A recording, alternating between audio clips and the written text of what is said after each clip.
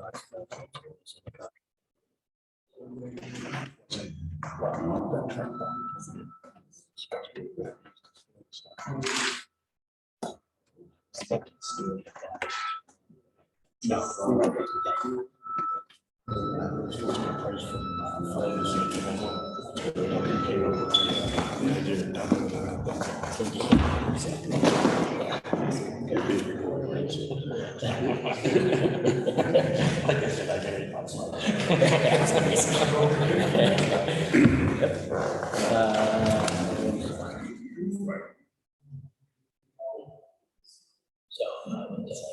read the job description.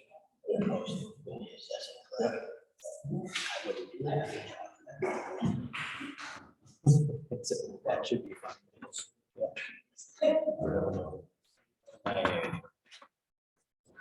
All right, I got 6 o'clock. We'll call the meeting to order and start with the pledge of allegiance.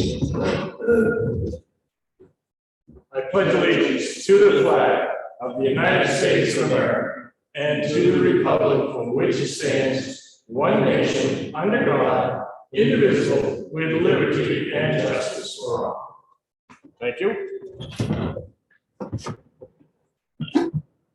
First thing on the agenda is the minutes from July.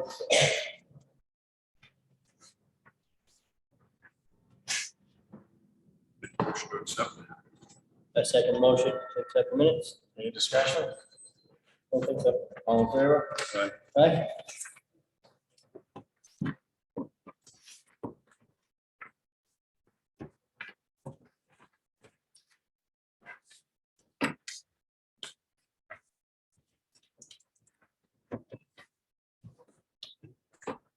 All right. Budget versus actual. I'm gonna speak really, unless there are any questions about this year's, one quick statement about this year's budget.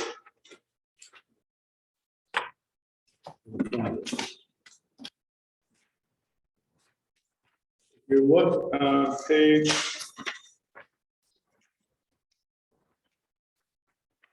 looks like that. Good.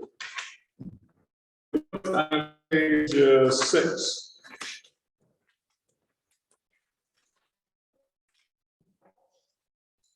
Next to the last column, up at the top in the yellow box, it says FY, above it says FY 2022. That's this calendar. And right now, I anticipate we would have a surplus of 40,496, based on what I know right now. So we're, from this date forward, going through the rest of the year, you'll get that as part of the budget report. And I say that to indicate that so far we haven't blown the budget, we've gone over. We can't legally go over anything. Then the last column is fiscal year. Let me do that one. It's fiscal year. No, next. I'm sorry. Go over to the right under CPI, and going down through that column.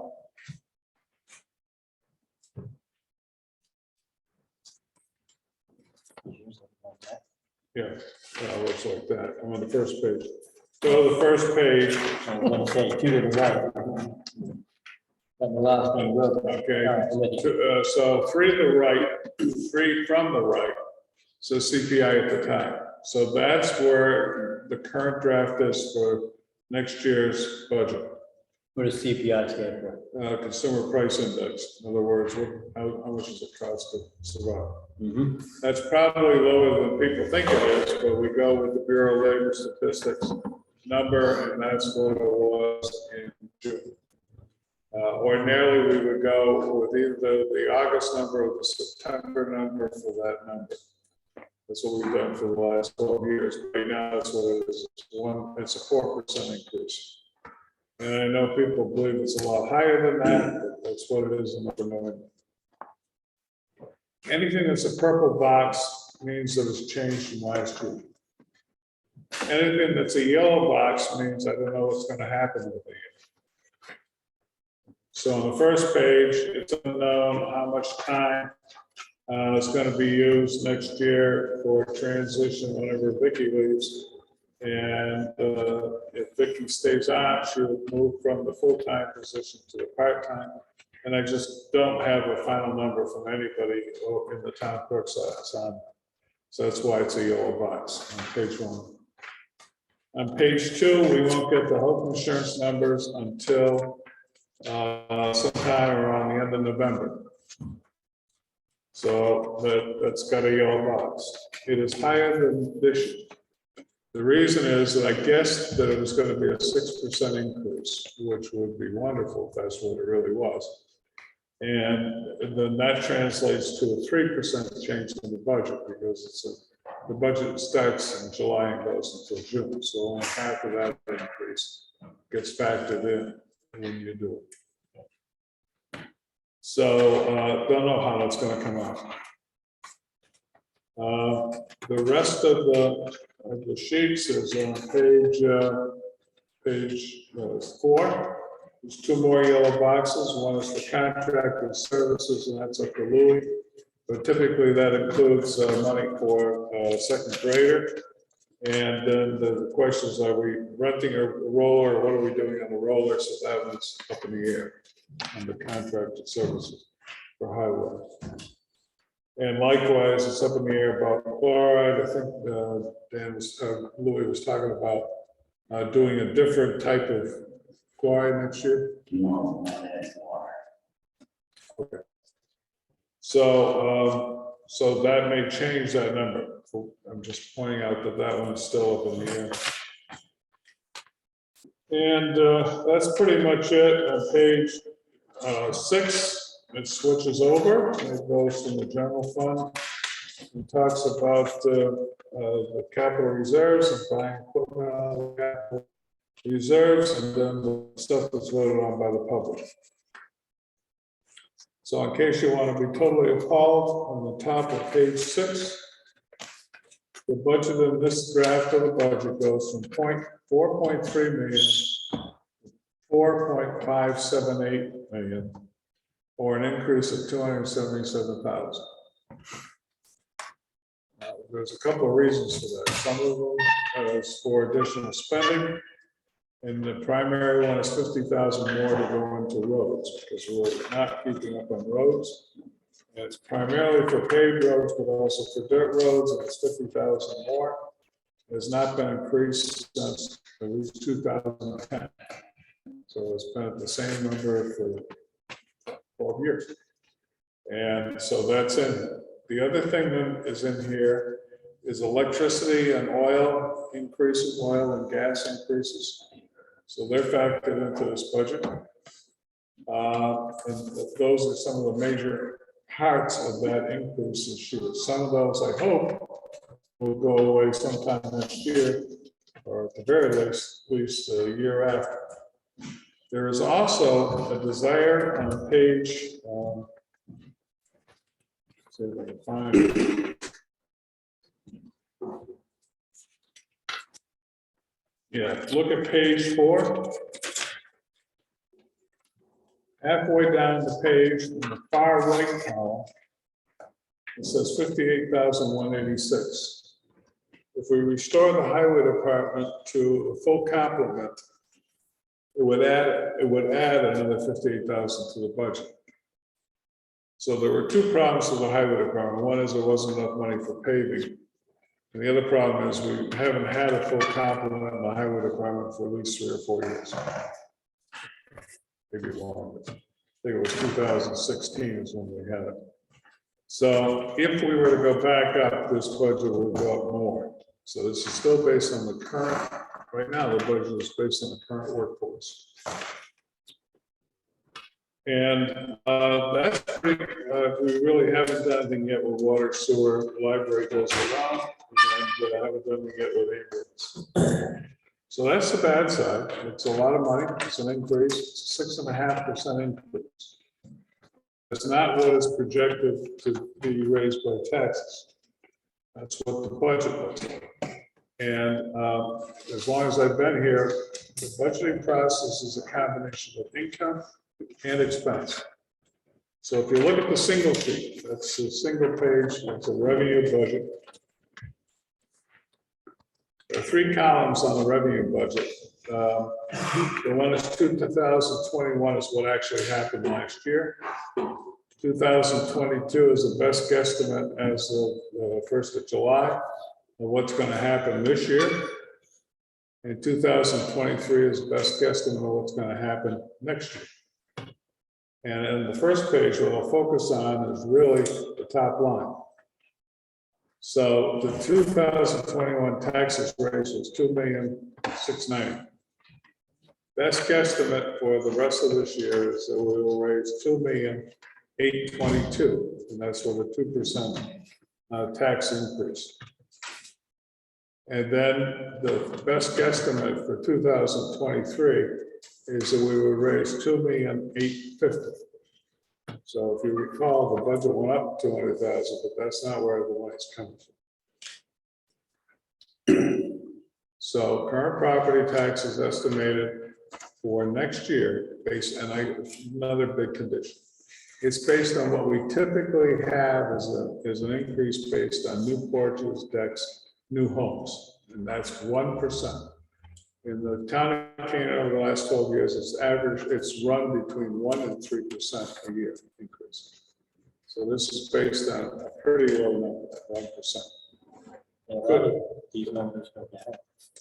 Yeah, some of them do. And if you look down, trying to see where there's a big one. Room and meals tax. Yeah, room and meals, the legislature last year gave a windfall to us for room and meals, which was very nice of them. Gave us $292. We don't anticipate it's going to be more than $199 this year and $199 next year. But it depends what the legislature does. They've shortchanged that tax to town for a long time, as long as they've been around. They have also shortchanged the bridge aid and shortchanged the highway aid. They have played catch up at least 2 or 3 times out of the last 12 years on highway aid. So they have gone up on that. But this thing that happened with New Hampshire, room and meals tax, was pretty phenomenal. That's an increase of almost 50%. So it's a big deal. Yeah. But so it's going back down. And there's some other areas where there are changes. There's a reason for it, like the sale of property. We sold a lot of property last year. We have property that's going to go to the broker this month that we made from last year's sales. So I anticipate we'll sell more, but not $140,000 with just empty lots, and it's going to be closer to 50 is what the estimate is. And that's after tax sale. That's from tax sales or properties we hold. Right, but I'm saying we'll put those properties out for tax sales, or we're gonna list them. Yeah, we went through the auction group. Yep. Didn't get it. So now it goes to a broker. Broker takes a commission, sells it the same way any other property. So, List them, yeah, okay. and we've been using that process for over 10 years. Down at the bottom of that sheet, where the purple is, on the right-hand column, those numbers that are there are from unassigned fund balance, trustees of trust funds and unassigned fund balance. The transfers in the trustees of trust funds reflect what comes out of the capital reserves and gets spent on equipment to be replaced next year. So those numbers vary from year to year, and this coming year is lower. That really doesn't impact the taxes. That's money that's been set aside over the last 10 years. The next one down could impact the taxes. So we currently during the year, we had a total of about $950,000 in the unassigned fund balance. And that's what we had as of the beginning of the year. That's in the MS5, Ellie? I'm just telling you where to find the unassigned fund balance. It's in the MS5. Okay. So there's a report online that's the MS5, and it's done by the state, tells everything you spent, how much you raised, everything's in that report. It shows that the unassigned fund balance at the time that the MS5 was submitted, which was about 2 months ago, we had 650,000 left in the unassigned fund balance. At the beginning of the year it was 950. We applied $300,000 from the unassigned fund balance to the capital reserves. So it funded the capital reserves. That's typically what we do. We've been running from $1 million down by somewhere between 200,000 and 400,000, depending on what we had in capital reserves and depending on what the need was. It's the only real area where we've got some discretion in terms of moving cash around. Unlike most years, in this coming year's budget, because of the one-time expense related to energy, I'm going to recommend to everybody, to the budget committee, to the department heads, that we cover the energy part by taking it out of the unassigned fund balance. It's not going to jeopardize the balance. It should be fine. It may mean a difference that instead of having 650 next year, we'll have 6, but it will help us at least 50,000, which is a couple of points on the tax rate, a couple of percentage points. It'll help us to use that money, which we should not be using for regular expense, but it's certainly reasonable to use it for unexpected expense like energy costs. We have to have about 600,000 in there anyway, right? There is no minimum, but we have been carrying a minimum of I thought the 600. state wanted so much, Yeah, well, depending yes. on your budget. So the state authorizes up to 90% of everything you raise for taxes to be in unassigned fund balance. And we could put in,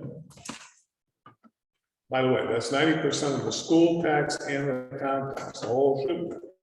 So it'd be somewhere around almost $18 million. We don't do that. Whatever goes into the unassigned fund balance is what we typically spend coming out of the unassigned fund balance. So it's a zero-sum game. It comes from unspent money in the budget and unexpected revenue. So anything that's unexpected goes into the unassigned fund balance. Anything that's not spent goes into the unassigned fund balance. Usually whatever goes in comes back out and goes into capital reserves. So it doesn't impact the taxpayers. Tell me again, just that one sentence, the state, the 90% thing, so I can write it down. Yeah. So the state says that you can go up to 90% that you can hold an unassigned fund balance. 90% of the total budget. Yeah. And total taxes. Total taxes. Yeah. Okay. Okay. And then there's an even more weird situation. And it's usually when I'm talking to people about all the things that could go wrong and really adversely impact the taxpayer. There's a provisional law called the overlay. So when the tax rate is set, the Board of Selectmen can assign a number as an overlay member. The overlay member is to protect the town if you feel that you're going to have a lot of lost revenue from whatever source. Doesn't make any difference what it is. But let's say when we had the consolidated court case and we had to refund taxes, that would be an overlay number. So in that case, there was $330,000. So the law allows the Board of Selectmen to arbitrarily, without going back to the taxpayers, without going to the voters, arbitrarily add to the taxes to be raised a number up to 90% of the taxes in the town. So if the taxes from the town are like $3 million, you could raise 2.7 million without ever getting voter approval. So anybody in the public ought to be aware of that, there's a potential under New Hampshire law that can happen, and you ought to be concerned about it when you look at the tax rate, because it'll show, it'll be in the town report among other places, but if you see a huge increase in taxes, what you really ought to do is look online at our budgeting and look at it there. And you'll see that there's been an arbitrary increase in the amount of money to be raised by taxes by using the overlay. Many years out of the last 12, we've had a fight with the state to we tried to put nothing into the overlay. You can't do that either. So you have to put in at least 3,000 or 4,000, it's required. And I think it's required because of the formula. They can't deal with it if they're zero. So there is that provision in the law. It could be a danger. The other danger has happened in the past, and that is, if you're looking at the unassigned fund balance, it may not be there.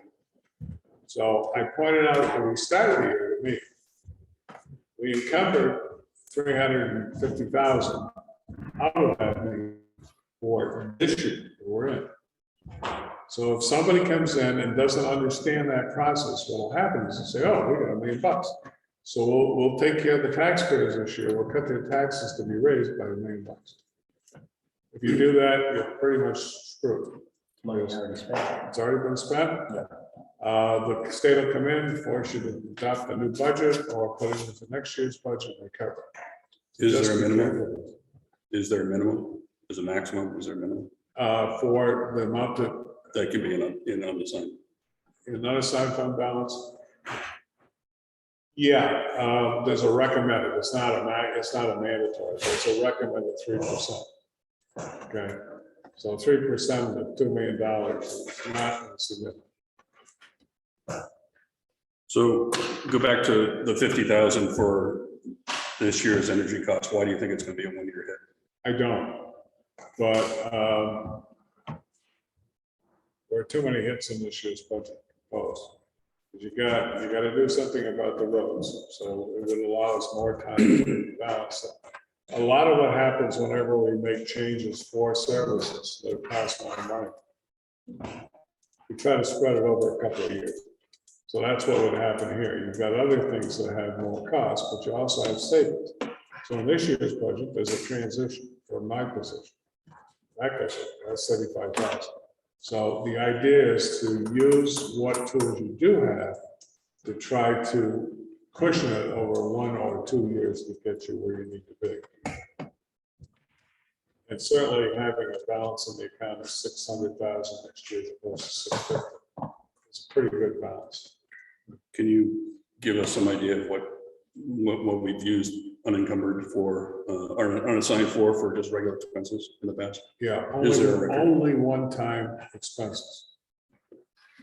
We've never So- used it to just adjust the budget to make it better. We have once, for the same type of situation. We had a problem where something happened and we had to do something to cushion the blow of the taxpayers. And we did, but it wasn't a huge amount. It was about the same as this amount here. So we have done that once. Usually, and it was again because of one-time expense. I think it was when we had the consolidated judgment against us. Yeah. On the tax. We had to do a $330,000 refund. And I think we did it then.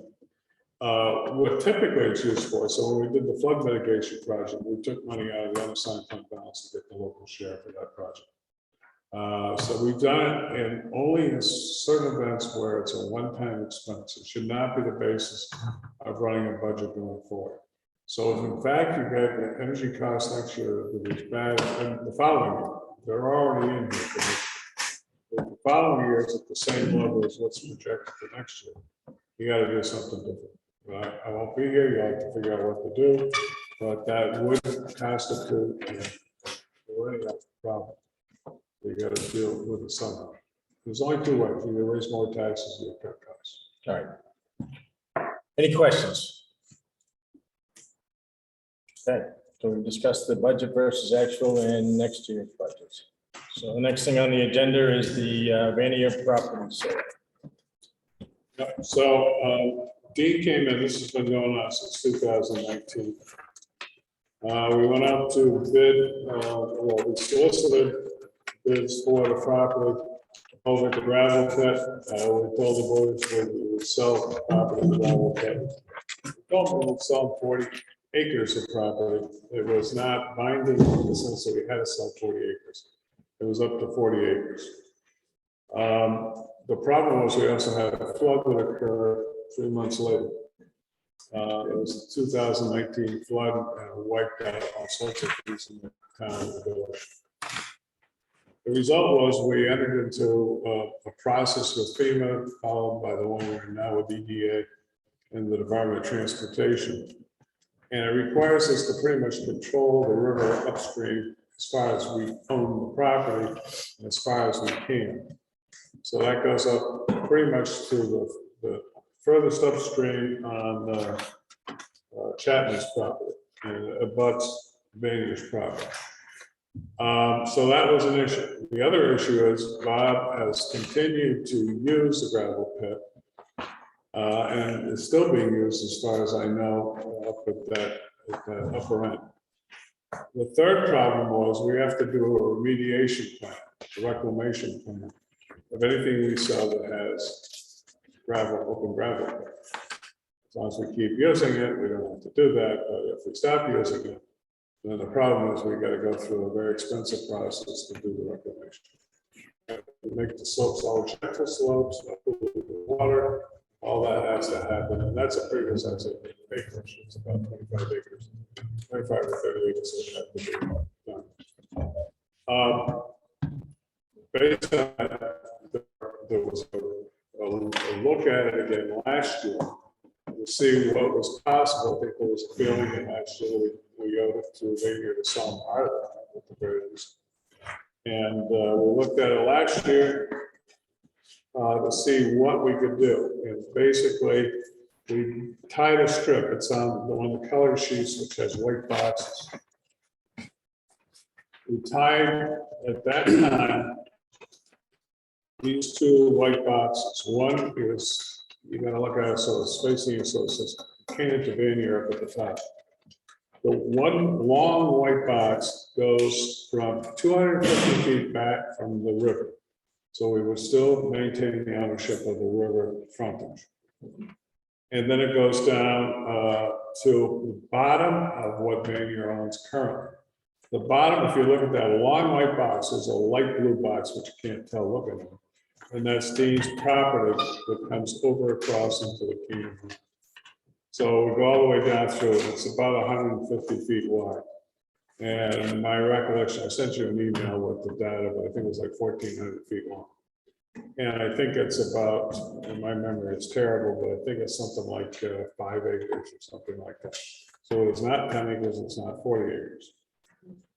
Down below Vanier's property, we also drew another box and said, okay, well, this isn't in play with any of the gravel pits, so we don't have to do any reclamation on it.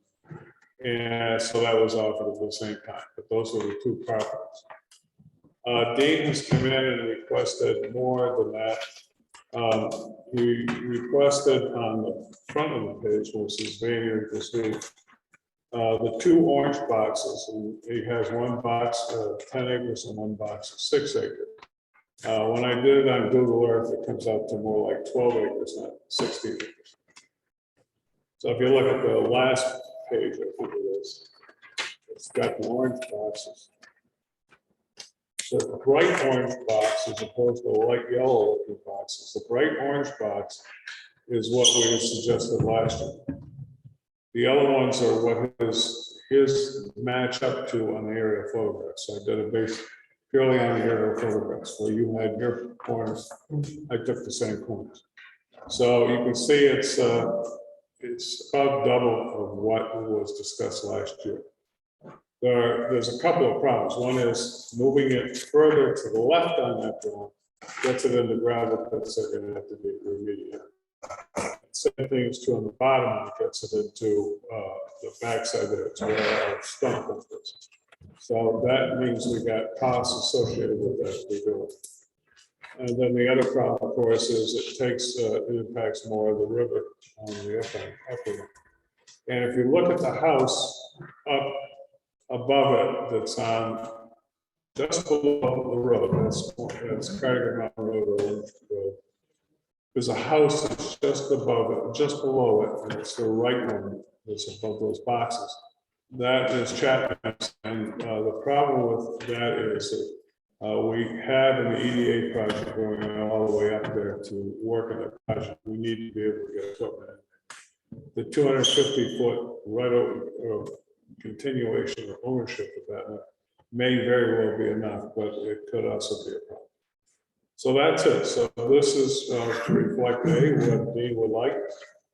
And B, I believe that I reported to the board last year, I thought there was an agreement.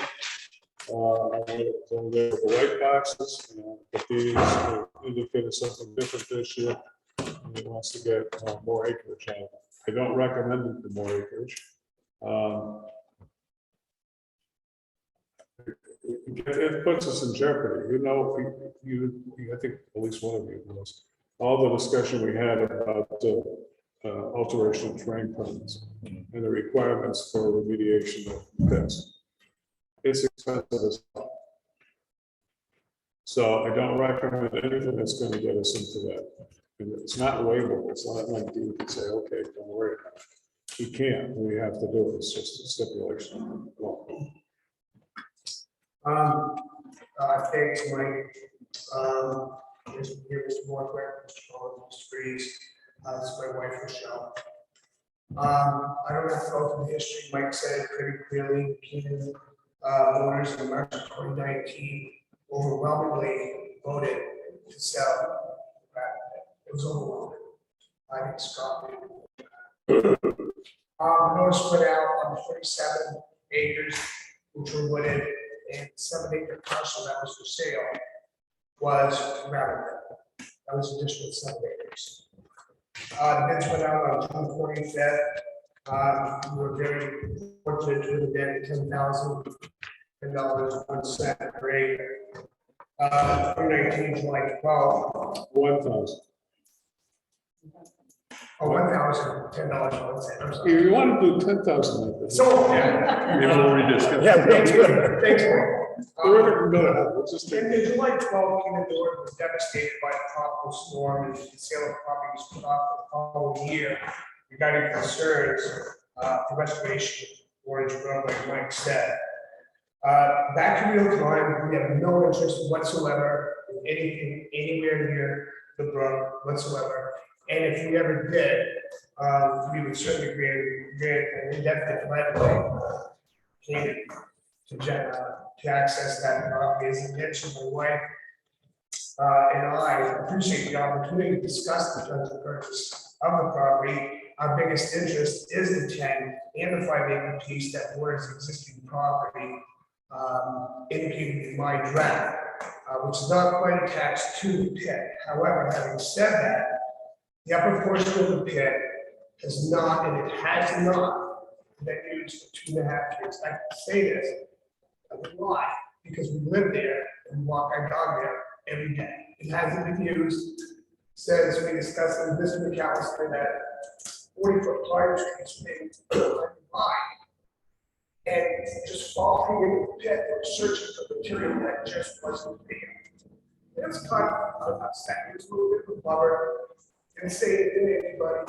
It wasn't the right thing to do. So they stopped out of courtesy for our request. Property is also landlocked to us, except for a small portion down by the river, which again, we don't want anything to do with. Taking that into consideration, now people of Canaan unanimously voted by a large majority to sell the majority of the pit area. We would respectfully ask that the people's voice be heard and you sell the property as initially approved. That being said, approximately 40 acres as indicated on the sheet, with the exception of the brook, we had actually taken a HELOC out to be able to afford this. One bit, went to the day, got the HELOC. We did, per the board's request, received a check back from our deposit check.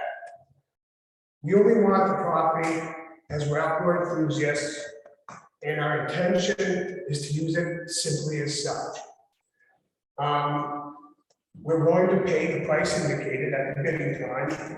We would also not be in any hurry for our attorney.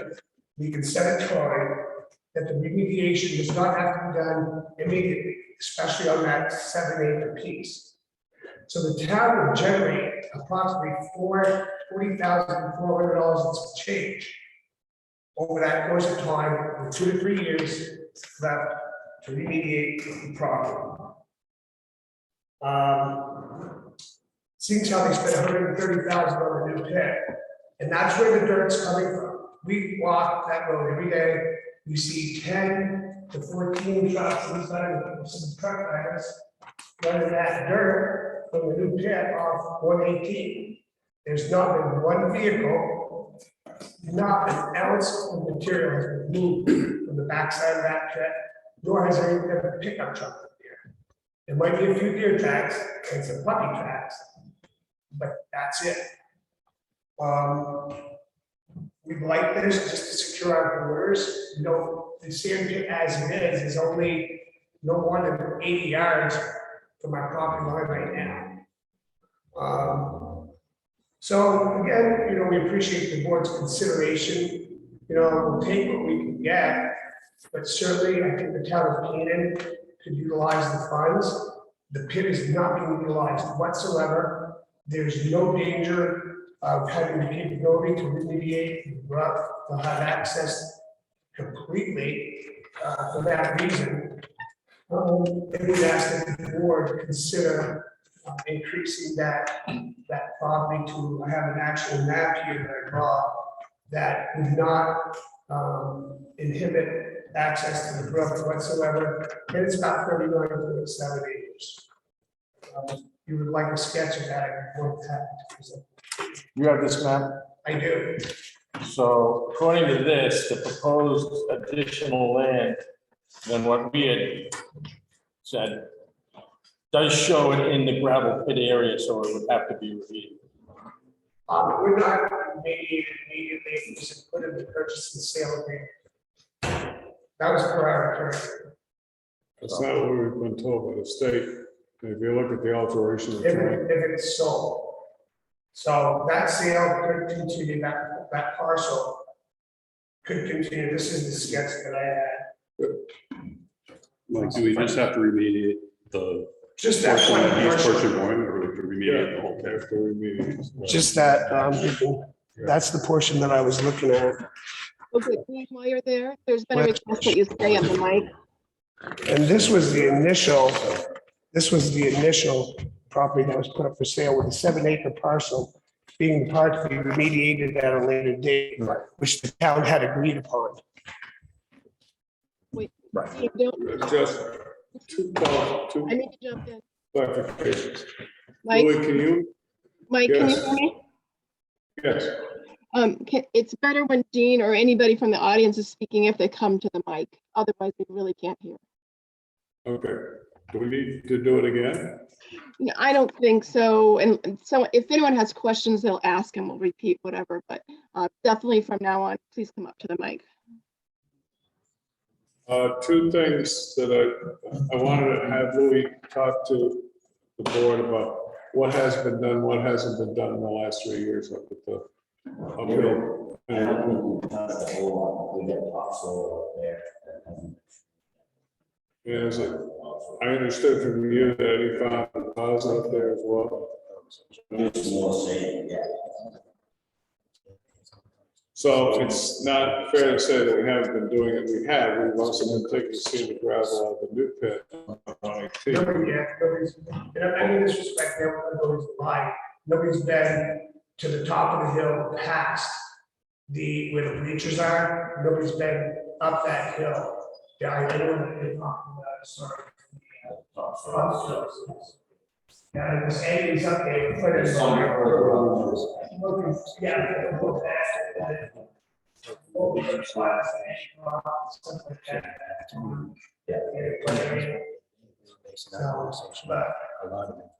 Okay, the other qualification or clarification is I haven't seen the 40, is there a 40-acre map that he gave you?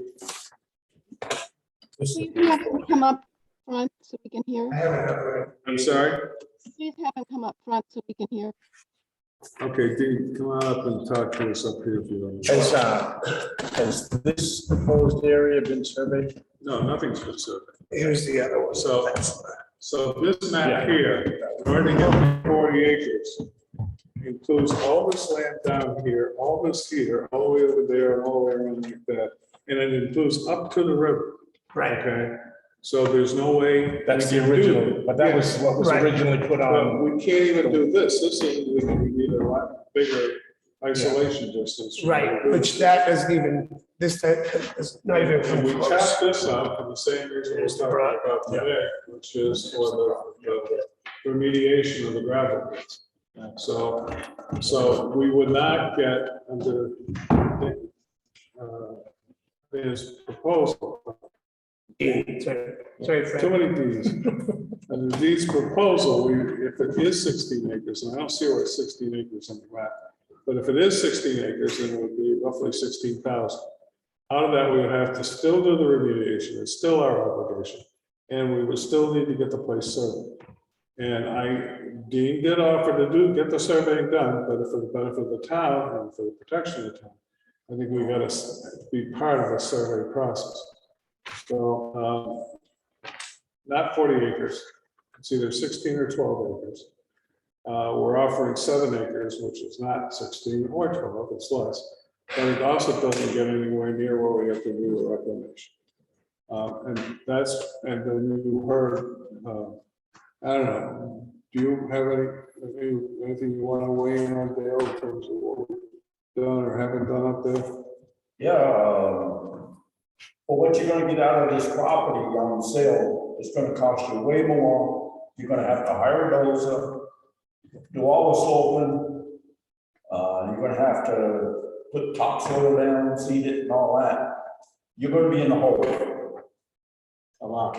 Yeah, And so Dean, I was fairly new to this. I was sitting at the board meeting that was discussed, right? So I had some input from your side of the table now, right? Absolutely. And since being involved in it, you know, really that the flood really changed a lot of things. And I understand that, correct. And so I was just, you know, chatting with these guys while you guys are doing shuffling paperwork around.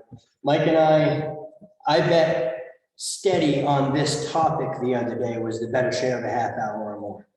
We really discussed a lot of different options, how we got to where we're at. He gave me a real comprehensive overview of where we were then. And we crunched the numbers and added and flipped around for all the 3 different proposals and that. And at the end of the day, we didn't find anything that wouldn't prevent the town from having to be upside down in selling the property. Which is not what we want to do. That's I know that. not what I we know. want to do. We want to acquire as much of a buffer as possible. And if we could do that, we put our heads together. I think it's something that can be done to avoid any remediation or whatever you need to do to stay off that, to stay out of that pit area. But it's getting real close to our property line. And as Mike indicated, you go up to 50 feet if you want. You know, and I think it's not good for the environment. Has it been done right now? The flood caused a lot of problems. Was property being managed correctly in the first place? I don't know. But if we could prevent it getting any more destroyed than what it is and encroaching on our property, we'd appreciate that. And that's all we're asking for. I think the good news on that side of that, because we discussed that too. We talked about the fact that that's really you guys' want here is to give you a little more of a buffer zone. Right. I understand it. Sure. But with that said, part of the conclusion that we kind of came up with is if we were gonna sell it to anyone, it would be you guys. But at this point, it doesn't behoove the town to sell it at all. So there's your buffer. And the gravel pit, like you said, isn't being used anymore. And if it is, it's very minimal. We're certainly not gonna start digging into earth and bringing it towards you. We're gonna store stuff there and transport it. Okay. So at the end of the day, it would cost us a substantial amount of money to sell it to you. And because of the changes that have happened between the flood and buying the other gravel pit, it frees up that spot where you have that buffer now. As a person who doesn't mind buying a piece of property myself, I understand that's not the best answer. I get it. No, it's satisfactory. But it's a true answer. You know, it doesn't hurt to ask. Oh, absolutely. And I don't think it's out of the question and I think it's appropriate. It was going to have to be mediated upon the initial sale anyway. The budget was positive. The budget sounds like it's a little upside down now. If we could avoid the remediation for a later date, if we could get that done out a couple of years or what have you, maybe we can revisit that. That's all we're asking. So we're happy with whatever the town is willing to sell us. We're not gonna, complain about that. At the same time, we're asking for the consideration of if there's any other options, the town look at that, and we'd be grateful. So the vote to sell the property gave us the ability to sell the property. Correct, Doesn't require us to sell the property. correct. Just same thing with the cozy corner. We didn't have to sell it. We just needed permission to sell it. Correct. And the flood changed everything, like you said. And I know this stretch here is the one that would give you a buffer to a certain extent, Be very happy with that. and it would save us the cost of remediation, so. It's a push for us. Ultimately, it's gonna cost us almost that much. For the service, Select board. so. Select board, there are comments. Mike, would you look to the chat, please, and read the comments? I'm sorry? There are comments in the chat. Could you please look to those and read them, please? Sure. I think. Roll your mouse on the bottom and click on chat. Sure, yeah, I got it. All right. You've got your protection anyways, it'd be required. You want me to start with yours first? Okay. Please with Jason, I still can't understand Dean, it's the first one I see. and from there on, you're good. Think how much. And what Sharon said That's you. in her I chat. know, but anyway, Let me get the rest It's of it. Jason's comments that you need to read. So Sharon pointed out, we only have one computer tonight, as Sharon said.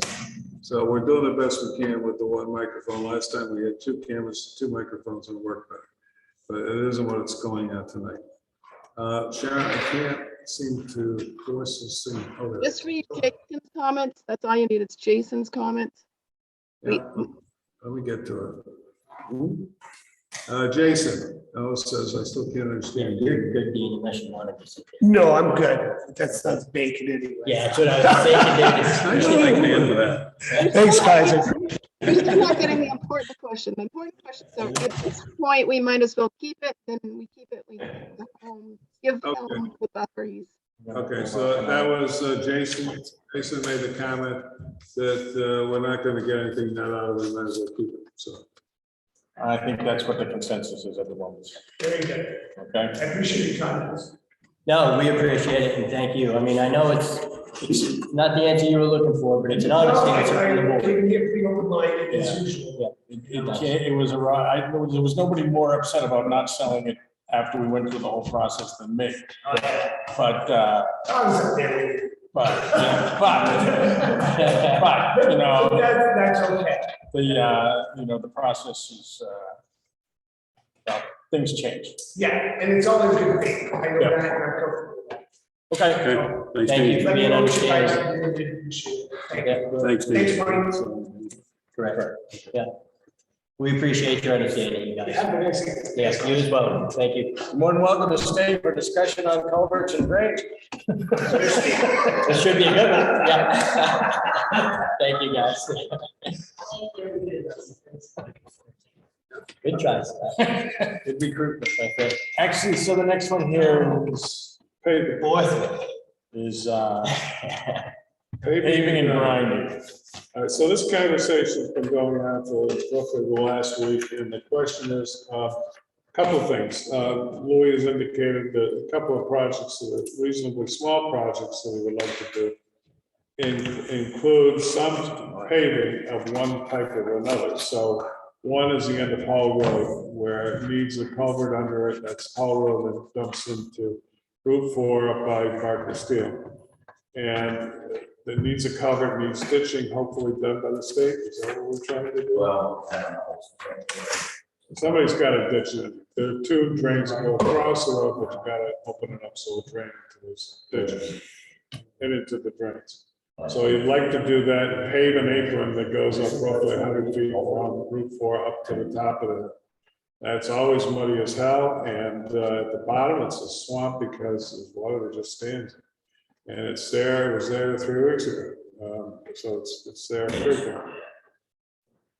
It's not a huge number. I think the number that I think it was going to be was primarily for the paving, and that could be as much as $7 grand. I think, So he would like to do that.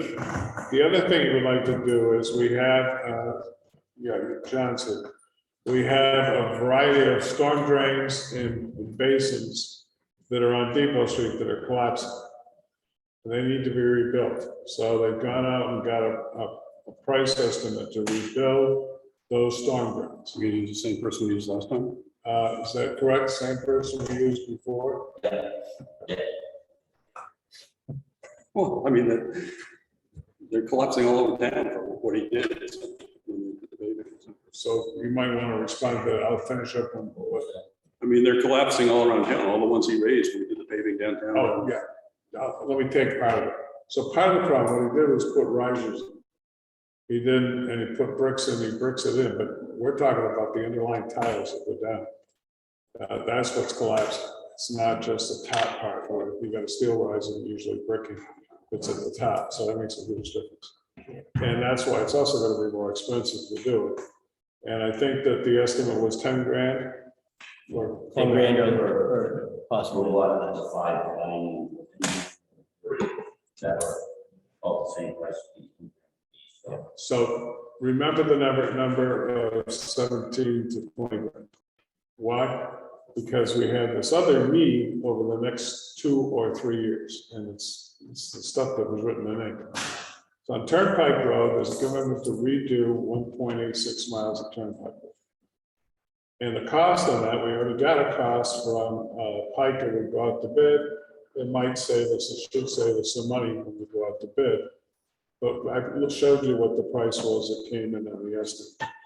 And then South Road is the other piece. We have a mile of South Road that goes from roughly Mud Pond up to the top of the hill. It goes all the way up to Ivy, right? Yeah.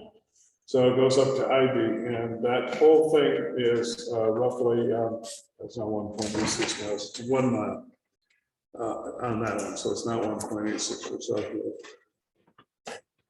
And I use the same numbers that were in the bid for Turnpike. That comes up to paving and grinding would be a total of 194,000. So overall, for those 2 major road jobs, and notice that Switch Road is not on that list, but for those 2 major road jobs, is $600,000. Up until this year, we put in $205,000 a year into the budget, which means it would take our entire road reconstruction budget 3 years to do that. So there are a couple of things that come into play on what's available. First of all, get rid of Switch Road. Switch Road is still going through the Silvio Conti funding program. Although Louis wants to do where the big trees are and up at the north and grind up a small section of both of those areas and just put it down to hard pack until we do the overall road using Silvio Conti. So that would not be part of Silvio Conti. It's not a huge number. So in any event, what's available? I need 600 grand. There's a list. Which end of Switch Road you talking about? Turnpike Road? Switch end, Turnpike Road for grinding and putting in hard pack. But this end of Switch Road by Turnpike Road. Yes, right around and that then corner. the 2 areas down by my house. There's There's 3 sections below my house. There's one with big trees, another with big Yeah. trees. And then at the intersection of Andrew Lane, what we do is grind all that, put it into hard pack and leave it until it's paved in the future. Okay, so this is what's available for funds. And this is just for last year, this year, and next year. So last December, we encumbered $32,000 for paving, which includes paving and grinding. So that means we have 32,000 left over from last year, which we can spend, won't impact this year's budget, won't impact next year's budget.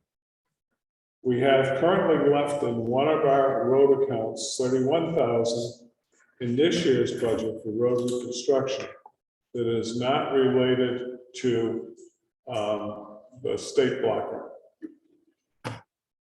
We have 159,000 that's in this year's budget that is from the state block grant. We have 96,000 that's budgeted in the proposed budget from the town. as opposed to what it usually is, which is around 50,000. So 96,000 in next year's budget and 159,000 in next year's budget, which means everything in road reconstruction would go to cover Turnpike Road and South. And we would still have a shortfall of 120 grand. But time-wise, the way it looks is, we could grind this year. And I think your desire is to grind Turnpike first. If we had anything left over, we would grind down, after we've done the catch basins and done all, we would go down to South Road. Well, we're gonna. We'll have Okay, yeah, right, great, great. to. Yep, you're right. So it wouldn't be grounded at this point. South Road is way worse than Turnpike. So I will tell you, I had a 24-year-old young man say to me, man, South Road is really bad. It is. And 24-year-olds don't care what they run over. It's bad all the way to Potato, really. And that extra from Ivy to Potato is, what, that's another half mile maybe? Yeah, it's pretty bad. No, they don't, yeah. And But I that's, was, all I'm looking for is to make sure we have enough funds to do both of those pieces. We don't finish one of those until 24, which is okay, because we're gonna grind only this year, plus some small pieces of paper. Next year, we would pave and grind more. And then the third year, we would pave whatever hadn't been paved in the second. So there's enough money to do all that, and it works out as long as everybody remembers this process. And don't spend it someplace else, like where. So there seems to be a disagreement or a difference of opinion about whether to start with Turnpike or start with South Road. You want to weigh in on it? Well, the plan, they can run South Road. What's that? Who? They can run South Road. And Dale and I were talking, there's a lot of big rocks in South Road. They can run there. South Road's got a lot of big boulders in it that you can pull before you.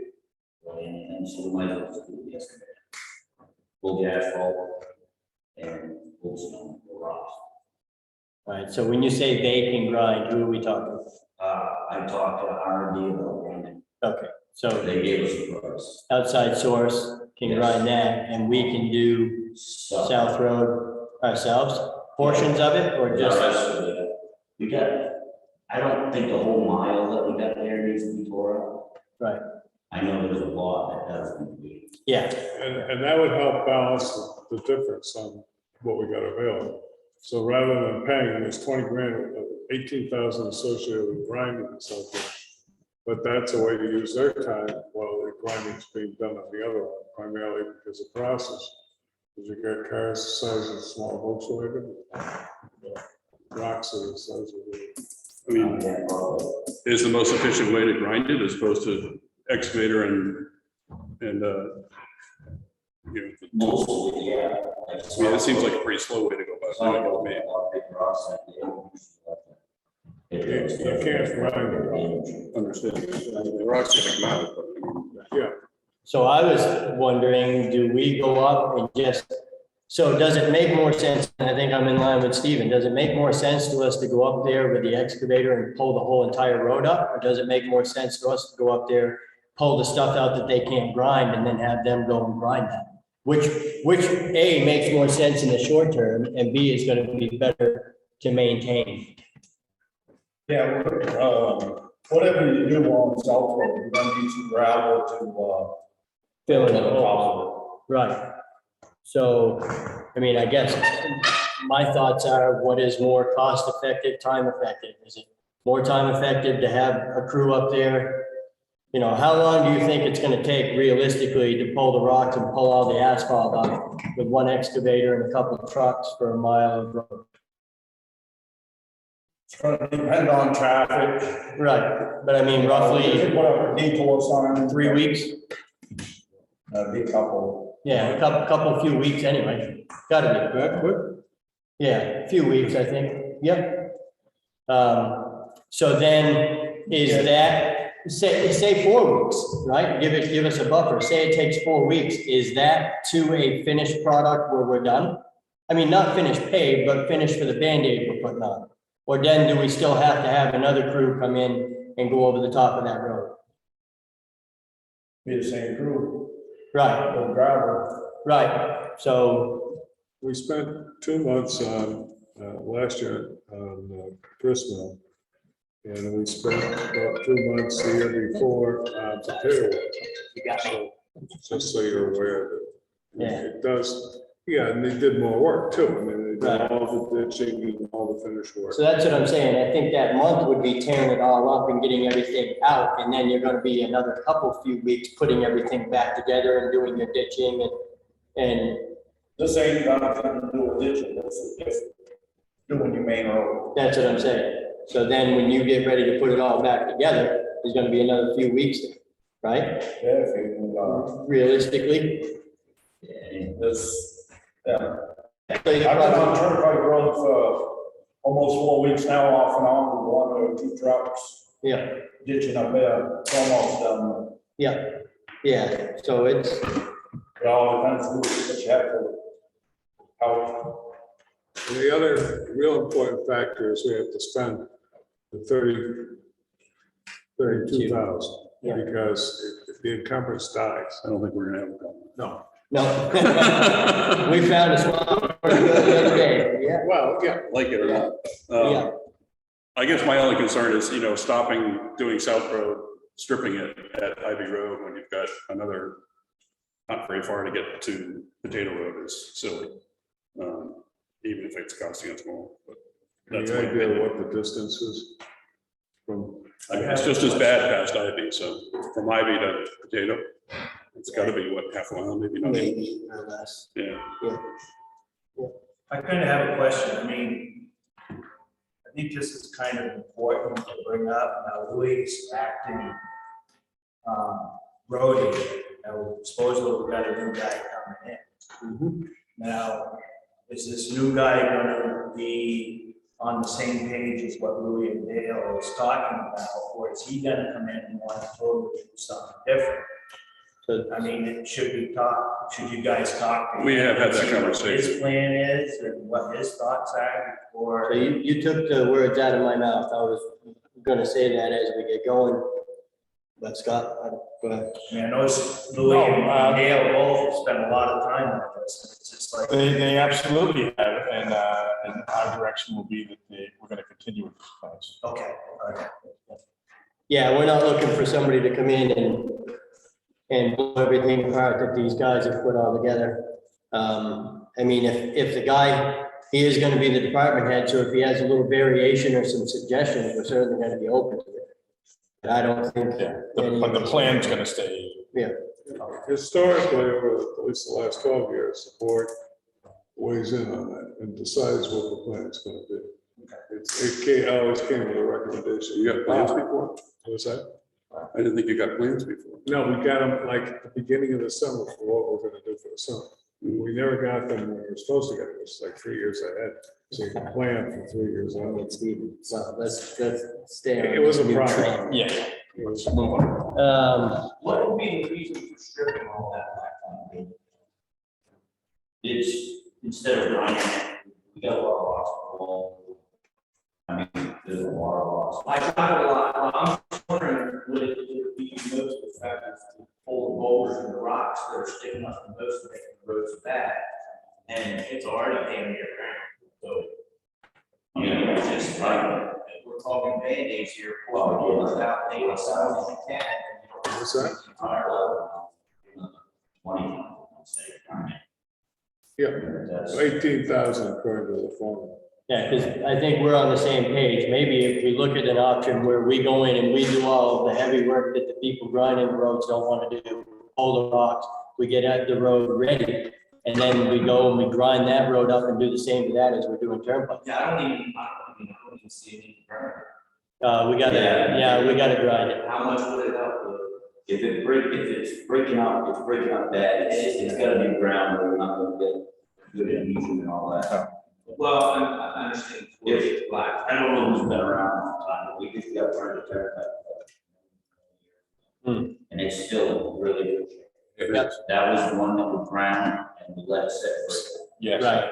I know that was right around the time I was up for reelection. You had one. Didn't go over well.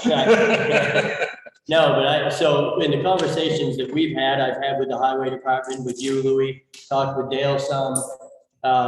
It seems that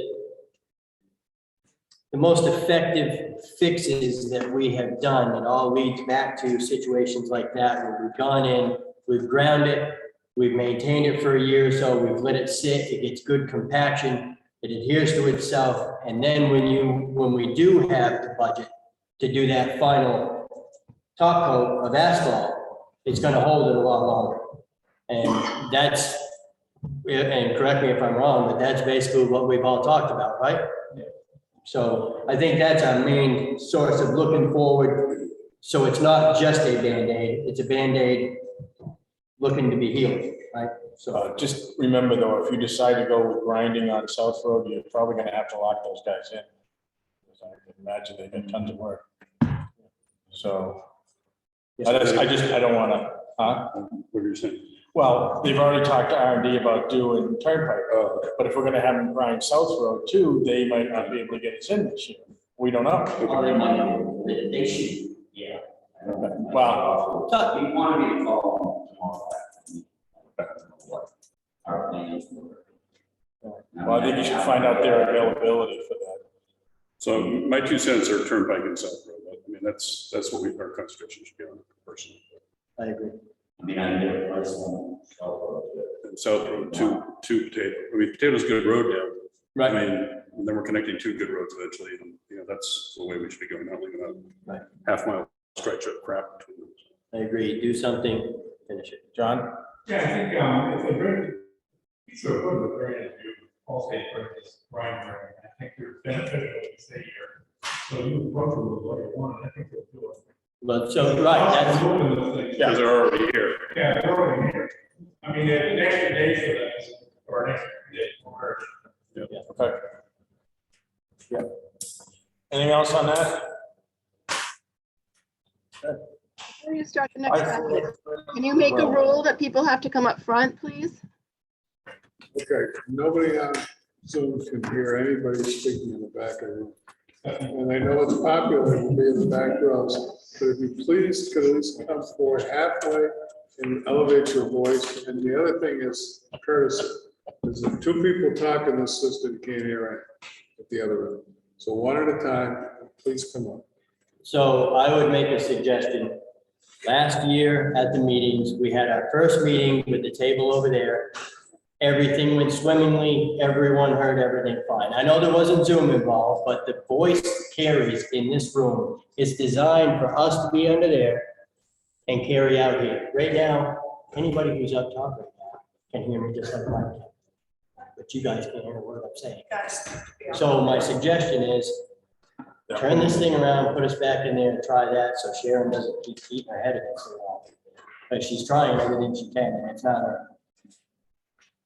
Please and thank you. All right, so we're on to the live floor trailer road.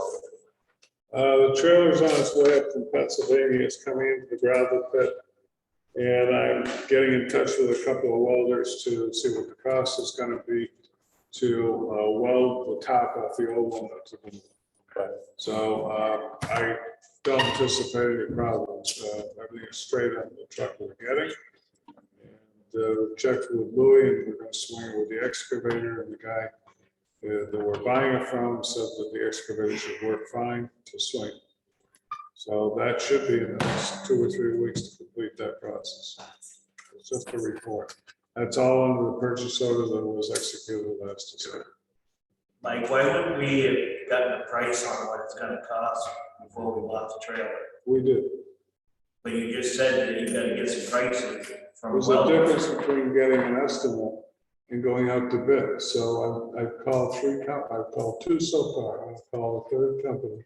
And whoever gives us the best quote is the one we'll go with. What were the quotes? Is that gonna help you? Okay, I'll do it, but that means we're telling you. It's, I could think the estimate was $7,000. And I can tell you that if we got one guy, it would have been half. but he was too busy. And John Dyer's looking at it later this week to give us a number. I forgot the number. And then somebody else had another person up in Grafton that we were gonna talk to as well. Yeah, the folks, cash. No, I got him already, he wasn't available. So that's the process we ordinarily use, we do it for paving, so you've got a number here for blacktop. But after we get that number, we still go out to bid and we get the best price, and it's always less. You know, it was pipe, the number you got was from pipe, the pipe number you did. But the long and short of it is, it gives us an estimate. Same thing for switch and delivery. So we get an estimate and then we go out to bid to get the best price. So the cost that we anticipate are going to be between 3 and 7. And the guy we're buying the trailer from says, well, if you can't get it for less than 7, let me know. He said, I'll do it. So there's a backup plan, but I believe it's going to be less than 7. So when you say weld the new top on, does that money include cutting the top off the old trailer? Like, There is no top. Oh, yes, it does. Right. Well, it doesn't cut. It's bolted. I see. So if it was a steel top on an aluminum trailer, it's the only way you can do it is really, you can't weld to it, so you're bolted.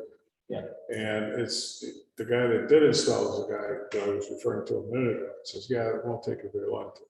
So there aren't tons of bolts on it. It's just, it's a process. So is there an option of bolting it onto the new trailer and saving us a pile of cash? I believe that it's a pile of cash, but you said if we weld it, so we don't have to weld it all the way down the seat.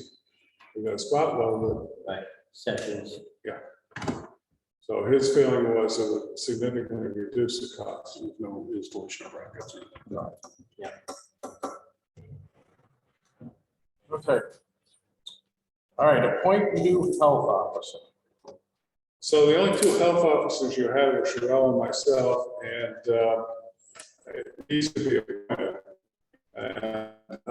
John Hennessy has got somebody that's an EMT that is willing to take on the role of health officer. It's used for things like the schools, for the permits, it's used for foster care. It's also used for health and safety complaints related to health that are landlord tenant complaints, and it doesn't require a lot of work.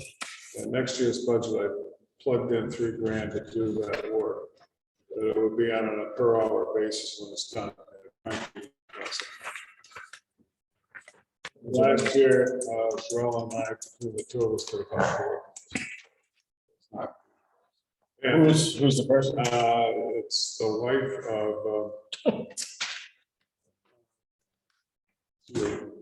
Dennis? Dennis isn't in. No. Mackwood is a doctor who lives here on the street. His wife is interested in doing it. I don't know her first name, but what you'll do is you'll get a formal application. All right. Let's get that before we appoint.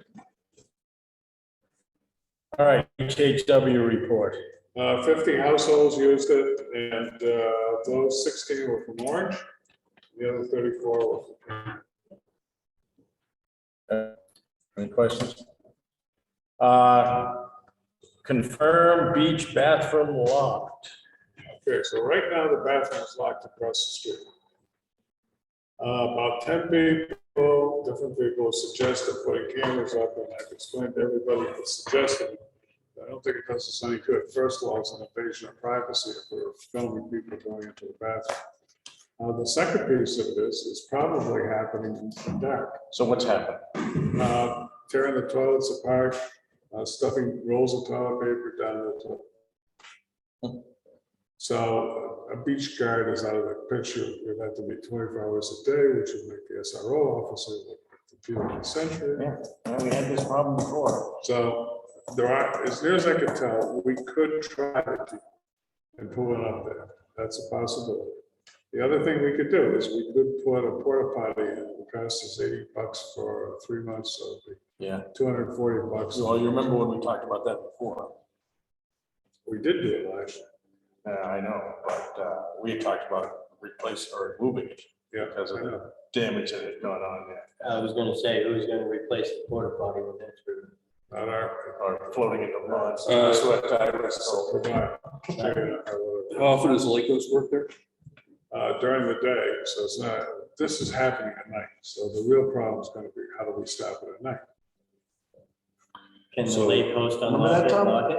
Unlock it in the morning, lock it in the evening. when Friends you of leave? the Canaan Well, we back. got that already in place, so in the morning, Barry unlocks it, and It's night, happening Tuesday. tonight. What's that? If it's happening tonight, I was thinking, this won't solve the problem, but I was thinking at the Lakers, with the Lake Association, but if it's happening at night, they're not there. People, it's too obvious if it happens during the day. People use the bathroom, they're gonna know. They walk in there and it's trash, and it wasn't trash 20 minutes ago, you But know. you're saying it's being locked at night right now. It was, yes.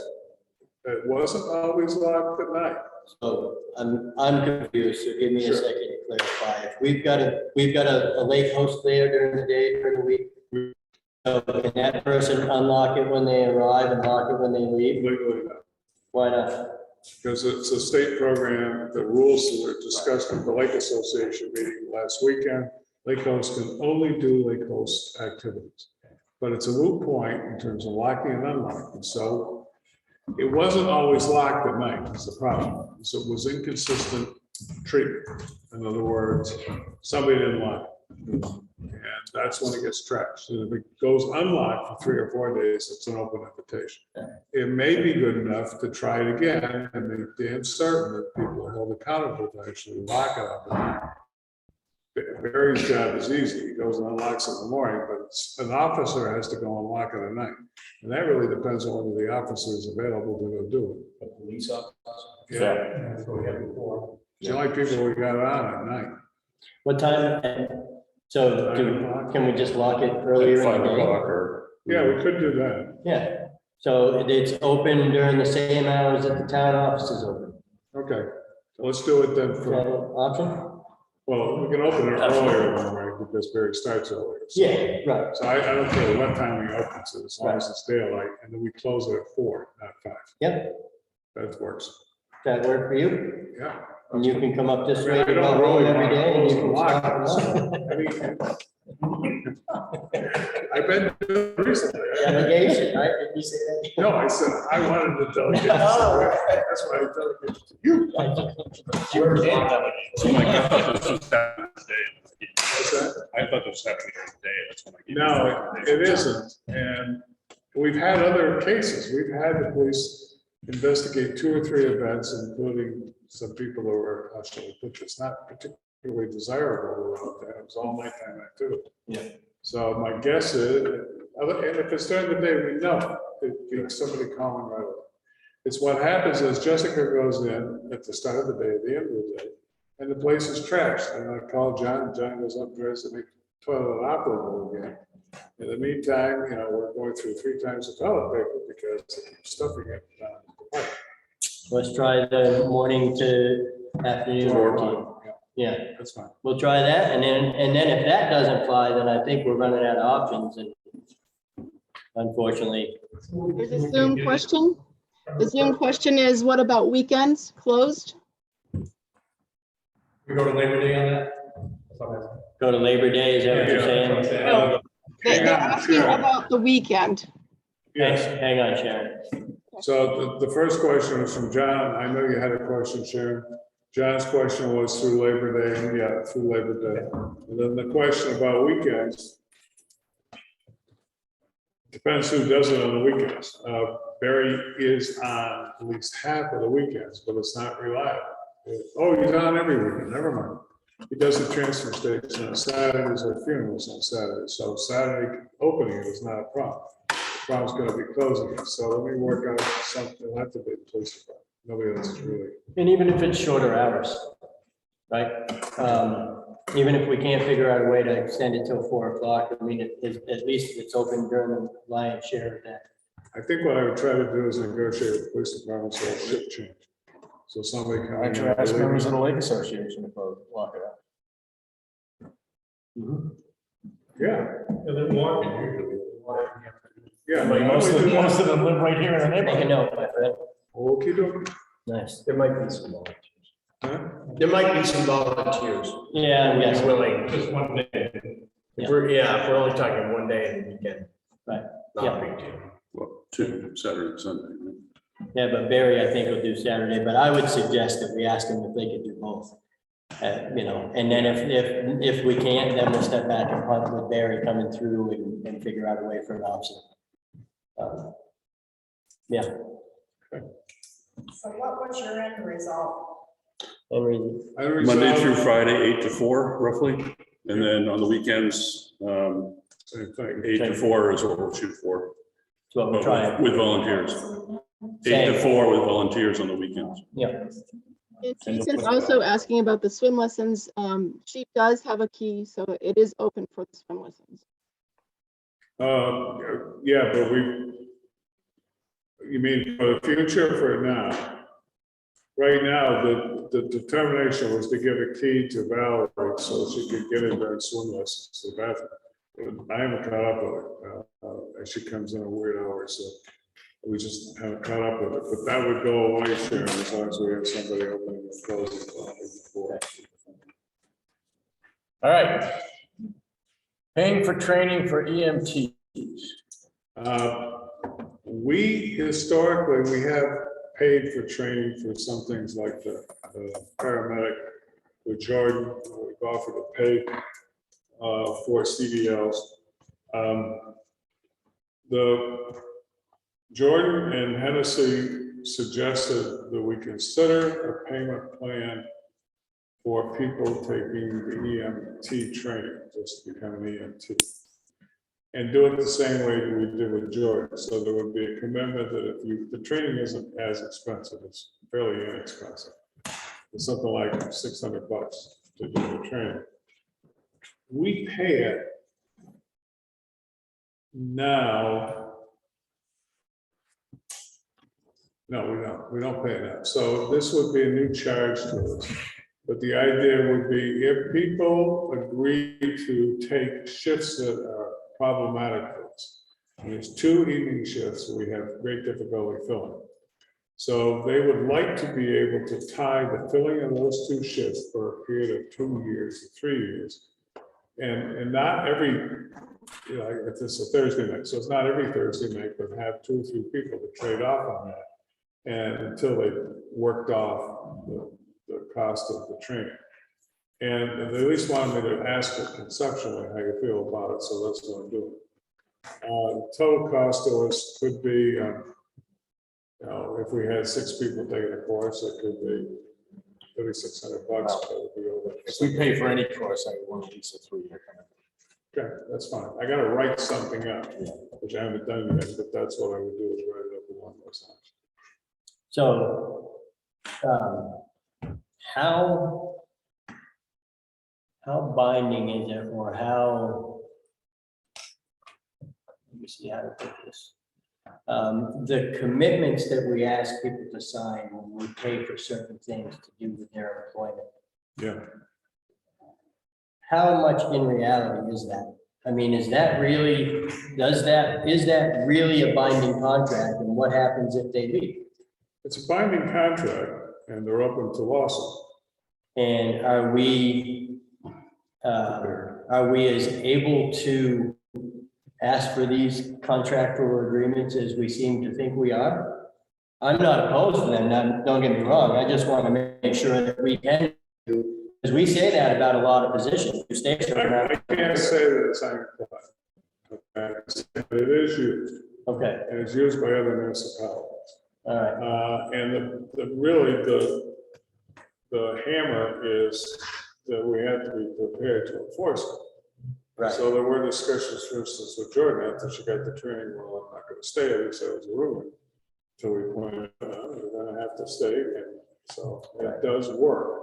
The key thing, I think, is not to go overboard. You know, if we do it with CDLs, then, you know, it was the same purpose. It was the same purpose when we did Jordan. We spent a fortune on paramedics. So the idea is if we got a paramedic for even a third of the rates, it was going to pay for itself, but we wanted to make sure she stayed with us. Yeah. It does work. Okay. Could it be challenged? Yeah, it can always be challenged. Sure. And there are some federal issues that are revolving around that. And most of the court cases were like non-compete clauses and stuff like that, how far you can restrict. In this case, it's money for money. So in other words, if we provide the benefit, we tie the benefit to the money. And if they walk, so we can't keep them from leaving. And teachers have penalty clauses for years, but, and those have gone by the by. But if the person walks,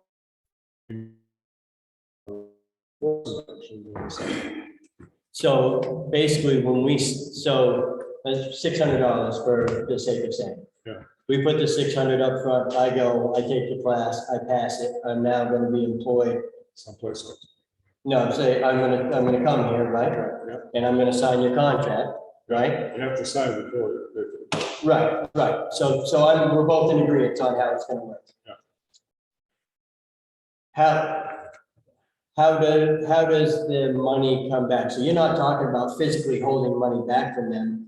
What do you, how can I spit this out? No, so there is no, you don't have to repay 600. Yeah, there's not a reimbursement. It's money for time.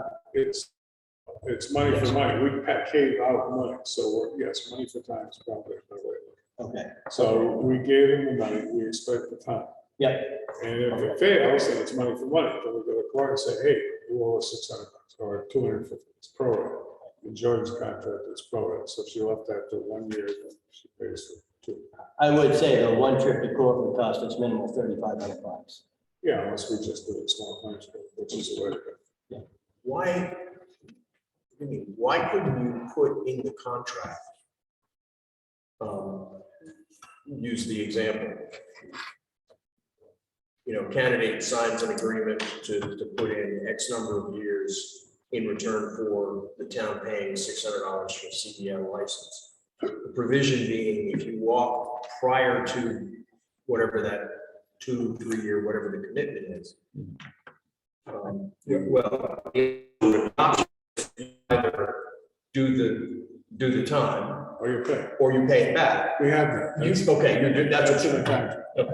The one that was really expensive, even the CEOs, it's more expensive than, it's more expensive than the paramedic was, but these are cheap. Yeah.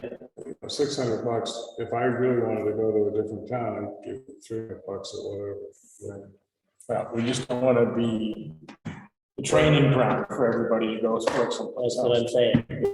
I think it will come to be that, so to your point on the CDL, if you have someone who's already in NT who does not have a CDL and cannot drive, that's something for them to aspire to and will happen. The fully volunteer system that I came from was volunteer, so it was all paid for all the time, and we didn't have to have, we were exempt from the state from having CDL licenses. Paying for continuing education credits makes perfect sense. Paying for a CDL for someone who aspires to drive makes perfect sense. But if you pay for someone to go take that course, they're gonna ride out that year and be working somewhere else and use you up all the sick days and everything else that's involved with it. And there it is, it's your stepping stone. Okay, So so- it creates a difficult situation. Factually, that isn't what's going on. So CDL was something that the board talked about 6 months ago for highway workers. Yeah. We don't require CDLs. For EMT. So they're two. No, that's fine. No, that's You're fine. just making an I was making it an Okay. example. So the other piece of the equation is when people can pay to get out of it, we needed an incentive to get people to sign up for the training because we just don't have enough EMTs. And it's not a huge impediment unless you're low income. And we have low income EMTs and emergency response people. It's a problem paying for the training course and the materials. I think we buy the materials, but the course itself has a different funding point. So Mike, are they, to clarify, are they already EMTs? No. So They these are aspire to be people, EMTs. these are people that aspire to be EMTs and they're gonna pass it. Okay, that's the other thing. So you don't pass it, then you're in the cost benefit. So there would be, that would be for people who become EMTs. And we hope that people are doing it because they live here, because they have some commitment to the town. It isn't always the case. We have people from 4 or 5 other towns serving it. But they also had licensure before they came here. Right. So this is really about trying to encourage people to take the course who might not have the ability to take the course money-wise, but it has nothing to do with the CDL. No, I understand that. That was just as an example. And frankly, a number of towns don't require CDL. Under the federal law, there is a waiver for CDLs, but the town's policy forever, since before I came, has been to require CDL. So any EMT can drive ambulance. Well, any firefighter. Okay, fair enough. All right, meeting for EDA adjustments on flood mitigation. Yeah, and one thing before we leave the other one, so we'll come in with a presentation. So Yeah, and the board would like to see the draft. the draft. Yeah, contract. the contract, we'll just review it so we can all, It isn't gonna happen next week. No, that's fine, just, yeah, but before we commit to anything. Gotcha. look it over and all of us on the same page. Okay. So, Meeting for EDA adjustments on flood yeah, so you mitigation. got a one pager with a variety of options on it. So, funny thing happened on the way to flood mitigation. Alan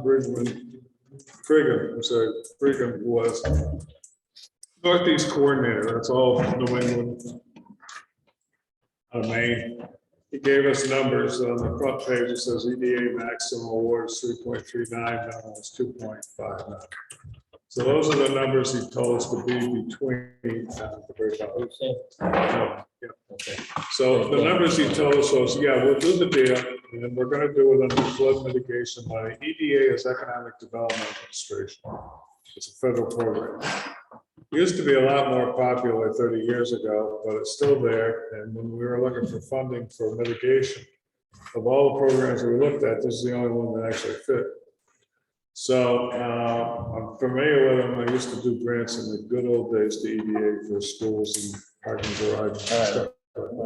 Yeah. So anyway, he retired 3 months ago.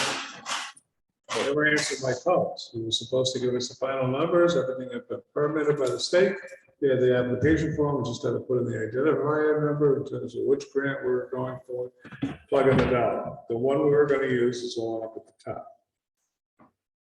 Where? Up here where it says original fund. Up at the top. Okay, this is, Okay. So that's what we were going to do. Well, times changed. So the first thing that happened was, and this changed 3 months ago, we got a grant for Potato Road Bridge. So that meant we didn't have to have that as part of the project. It dropped the overall cost down, and it dropped the overall cost down for EDA as well. So it was down to 2.764 million. That was the original one 2 or 3 months ago. Not the Now, original. correct me if I'm wrong, but didn't the grant that we got for Potato Road Bridge not include raising Potato Road? Right. So that's still in there. Okay. So Potato Road Bridge is not in there anymore. Because that's fully funded by the feds. And it's not really fully funded. We still have to do a bigger match on the engineering cost. So it does cost us something, but it's a hell of a lot less than it's going to cost.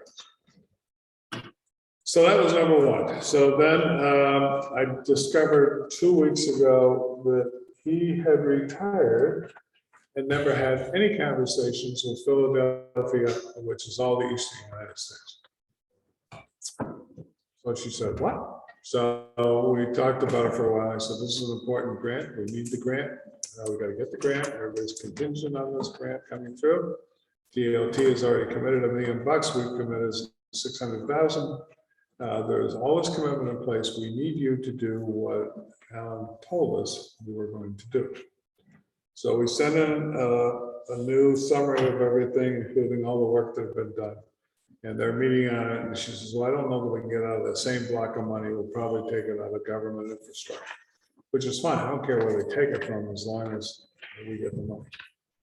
And then we went back and told DOT what's going on. They're still committed to the project.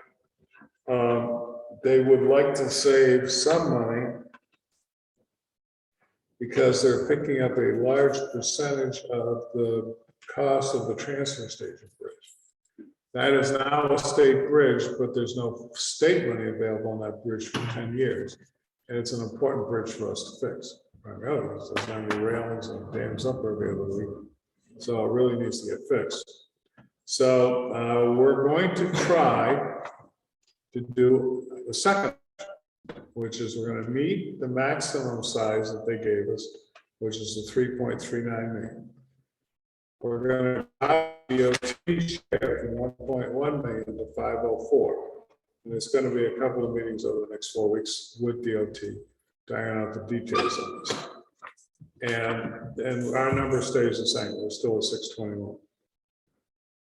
The third priority is, okay, they may come back and say, no, we're not going to give it a maximum, we'll give it a minimum. This is a 2.6 million. So doing that, then the state goes up. We are going to go up a little bit. We're going to go up 25,000, but it's not the end of the world. But the state would go up about 340,000, so they'd rather not do that. But that's also a doable deal for DOT. Now, just to put it, clarify, we have all the votes on the backside where all the money came from for the project. And we have a commitment letter from the New Hampshire DOT pledging roughly $1.3 million for this project. So we're trying to make lemonade out of the lemons. And I think we'll probably do it. But as soon as they make the decision, we submit the application. It's all ready. We just got to plug in the right number. And all the permitting for this, there's a thing called the Unified Review Process for these projects. They already passed the flying colors for like the site preservation. So won't be we just have to get it in, get it signed, get the award back, and then we'll be off to the races. So that's what's going on. It's going to go on for a month or two. And these projects are scheduled for, I didn't put the schedule. So what we would start on with this thing would be the trestles and transfer station bridge. It's who comes first of those three depends on which is the fastest engineering, because we don't have any engineering on any one of those three. So the engineering is going to take a minimum of 6 months to a year, and we have 3 years to complete the process. So the transfer station makes the most sense from our utility as a town, but the upper rail trestle is what floods the village. and that's the one at Williamsfield. That's on the Williamsfield. So my recommendation is go with the upper rail trail trestle first, because it stops the damage, followed by transfer station road, and then followed by the lower rail trail. And that's the one behind Barney's. Yeah, and the only problem with that is there's the cost of mobilization. But you got mobilization costs, just because you have equipment and people working at the upper trestle is a hell of a distance from the southern trestle. So it's not like you're gonna be able to spin people off and move them around. So I think what's likely to happen is we'll have one engineer, or one contractor doing the upper trestle, one contractor doing the transfer station bridge. And then the following year, we'll do the second transfer station, the trestle. Yeah. And then the last piece will be the Orange Brook Armory. That's also the expedient one to remove. So in that third list down at the very bottom, you'll see Orange Brook isn't in there. Ironically, it's DES that wants us to do that. That's the same DES that almost died into the first one. When would potato road come into that? Raising. No, when would it come into that schedule? It could be done anytime. That's gonna be a separate contractor too. So no bridge, just raising. It's a separate grant. American Recovery. Yeah. Money. Restoration. Yeah. Yeah. Okay, And that same thing for Griswold. Both those bridges are being funded by that. okay. Still don't have rules on it. Although C.R. Wilkie is the guy that runs this for the state. He did explain to me, he said, we gave away about $1 million more than we actually had. I said, good. So just remember that I'm at the first part of that line, not the latter part of the line, because we're already in line to do it anyway. So said, yeah, I know. I said, but that's also why I can't do the transfer station. All right, we'll keep us up to date on that. Assessing clerk job description. Yeah, just, you didn't see it, you saw, I emailed it to you, but Yeah. I assume it's okay. I simplified it a bit. Yeah, it's been posted, right? Yeah, I can change it if there's anything in there that you're really upset about. I don't know. I reviewed it and there are a lot of responsibilities that go with that job. And we received over 100 applicants. Really? No, I was gonna say, we haven't received any applicants yet. yeah. All right, well, run it for a couple of weeks. Yep. Where are you posting? Balance. Oh, this is good. Posting like highway department? Yeah, but not Indeed and not ZipRecruiter. Okay. It's just too expensive. Simple Facebook post as well, Yeah, maybe? I haven't done a simple Facebook post. But Can you we, do anything simple? yes, I have wonderful simple processes. I know you do like that. Nice. All right. Any other business before we go into non-public? Yeah, has a town got an answer from the state on lowering the weight limit on Gristmill Hill Bridge? Oh, that's right, that's on there. isn't it? No, but I did ask them to come up and Yeah. inspect it and then give us the answer. So, and that was Will had the same conversation. They had the last meeting, he said, yeah, we got people running around. So I listened to them. And it's been longer than I thought. It hasn't been inspected in 3 years. I know that. So so he did say he would send an inspector. Yeah, you would think with all the There's people gonna be ready a to lot of bridge sad beside people it. that, What's that? I said there's gonna be a lot of sad people if that bridge collapsed. Especially when people on it. Yeah, They may not be And- sad. you know, I'm saying there's an awful lot going on right at the bridge right beside it. You would think somebody could go over and take a look, you know? Yeah. Most of those guys are. Well, they have an engineer on site. There's gonna be an engineer. Yeah. All right, any other business? John? Have we heard from Gene Shaheen in the earmark? I heard from Gene Shaheen In the earmark? on the earmark. I had. Oh, see, I heard. There is a webinar that's going to be broadcast in the next couple of weeks. So it's on my schedule. Okay, no problem. I just said I waited heard it. I just want to find out.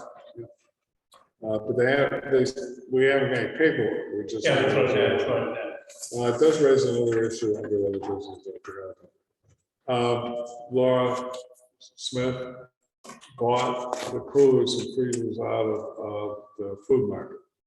And she wanted to know if she could have permission to put them in cozy corner as long as they're not in the way of us taking stuff out of cozy corner. I don't see why not. I don't see any reason. Just make sure she marks it so they don't end up going over the transfer station. Right. And the other piece of it was, on the other side of the coin, she also gave permission to Susan Macia to run the food concession over the property. This year, home base. Nice. All right, Take advantage of it. It'll be the last time. I think I said, Guys, was there any progress on this pounder with the tires and all that? Did Hennessy go up there and speak to anyone or? I don't think. he got the assignment to go. I don't know if he's had an opportunity to go. And from the town's point of view, we'll do as part of I talked to Bershon. It had been eliminated from the list 2 months ago because of what it looked like 2 months ago. And I was told that Van Apps was on that version. I don't think Bergeron looked at it at that point. It's just Van Apps. And he said most of the tires were behind the fence and he didn't think it required it. And I said most of the cars were for sale. You could tell it was differently. So I told Bergeron to go back and look at it. It probably will get added to the enforcement list. The enforcement list is going to be purely in the waters, which is fine. So they're going to take care of preparing the notices. And what we have done, so to summarize it, I don't believe at this point anyone has actually stopped in and talked to Norm, but we did have the conversation with the fire chief. Thinking he might be a good person to go over and break the ice with Norm. I haven't spoke with John since that conversation. I think that happened within a few days of our last meeting. And John was gonna kind of gather himself together on how he wanted to approach the situation. But one of us will follow up with John and see, and if he's not comfortable doing it, then I'll stop in myself. So. Yeah.